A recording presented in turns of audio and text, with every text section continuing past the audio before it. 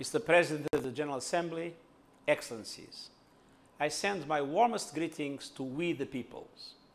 Those first 3 words of our founding charter, adopted 75 years ago today, give the United Nations its vision and its mission.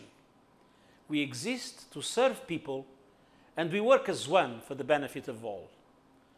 The Charter was adopted as the Second World War was in its final months and winding down. We mark the anniversary of that milestone as global pressures are spiraling up. The Charter brought rules and hope to a world in ruins. It remains our touchstone for a world mired in a pandemic, torn by discrimination, endangered by climate change, and scared by poverty, inequality, and war. Agreement on the Charter closed one era and opened another. Gone were the genocidal Nazi regime and their allies. In came the prospect of human rights. Out went rampant nationalism and precarious balance of power that produced 2 catastrophic world wars. In came the promise of collective security and the peaceful resolution of disputes. And where an earliest attempt at international organization dissolved, the new United Nations started life on firmer ground, built on norms and the lessons of hard experience. The post-war multilateral arrangements have compiled a solid record of service, saving millions of lives, advancing the human condition, and fulfilling its cardinal task of preventing World War III. But there have been painful setbacks, and today's realities are as forbidding as ever. COVID-19 has touched everyone, everywhere, precisely the kind of global challenge for which the United Nations was founded.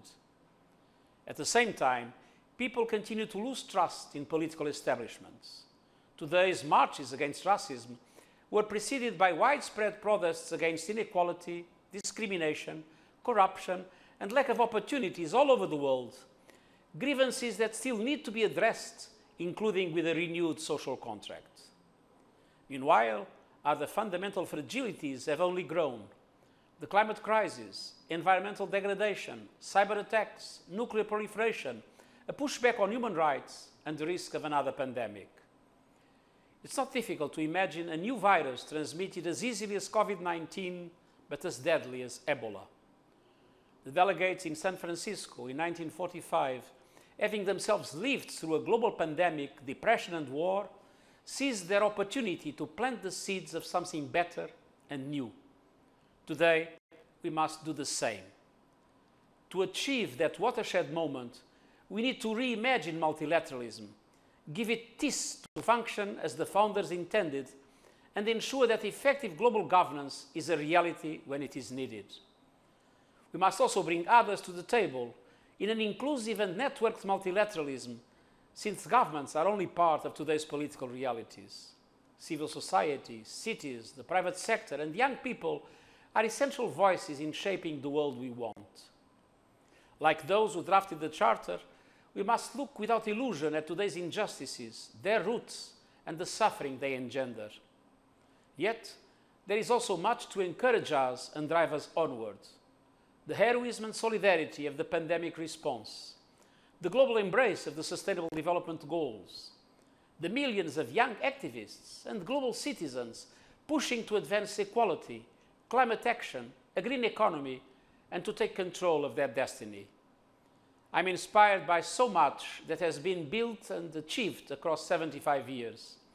I pay tribute to the service and sacrifice of thousands of United Nations peacekeepers, staff, and others who across the world and across the years gave their lives while advancing the causes and values of the United Nations. The Charter's vision stands the test of time, and its values will continue to carry us forward. Now is the time to persevere, press ahead, pursue our goals, show responsibility for our world, and take care of each other. It is up to us to rise to the test of this pivotal moment for our future. Thank you.